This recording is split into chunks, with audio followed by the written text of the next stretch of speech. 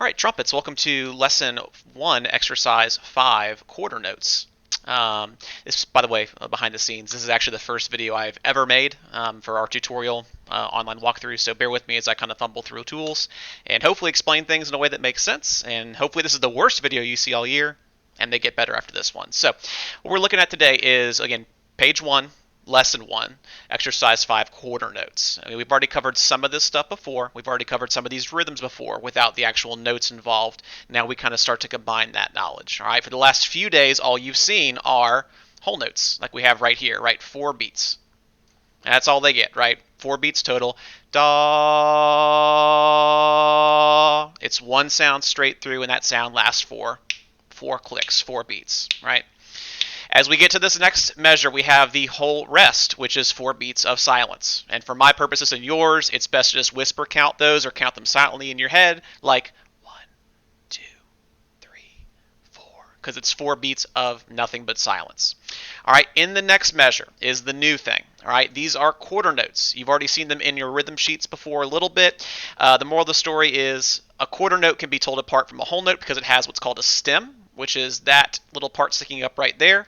And also because the note head is filled in and is darkened in, right? This looks different than this, hopefully, to you. Okay, in 4/4 time, each quarter note gets 1 beat, right? So, okay, that's not that different, right? A whole note got 4 beats. This gets 1 beat, okay? When you're playing this measure, or humming this measure, or singing this measure, or hissing this measure, the way the quarter note works again is that it lasts for a beat and there's a little bit of separation between each note, right? Whereas a whole note might be da. The quarter notes here would be da, da, da, da. Use your tongue right up against the roof of your mouth, right behind your teeth, or right on your reed if you play woodwind instrument. For us trumpets, it's right up behind our teeth, like you're saying T or da or D. There's a lot of different ways to tongue it. We'll get into the more mechanical reasons of why you do it different ways later. But for right now, let's just think da. It's pretty easy, gets us a pretty good sound, right? So for that measure right there, we are playing the F we learned the last couple days, first valve F. First valve F, again, that is concert E flat for the whole band, but it's F for you. We've talked about why those are called different things before. It's crazy, I know, just trust me. That's your first space F. Sounds like this. And to play this measure right here, measure 3 correctly, all you're going to do is play that note 4 times, once on each beat.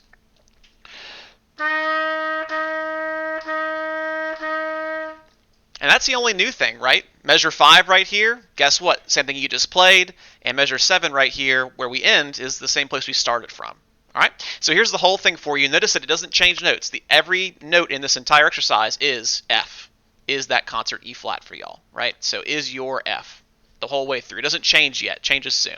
So here it is from the top. This is lesson 1, exercise 5, quarter notes. Should sound like this.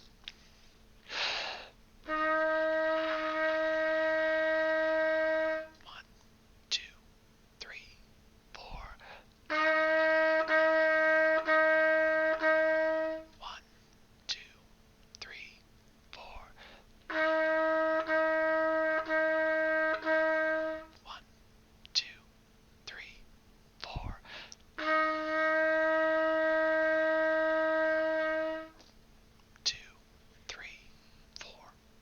Ends with your whole note of rest. Double bar at the end means you are done. That's the end of the exercise. Hope you enjoyed. Hope this helps. If you have any questions, send me a message. Thanks.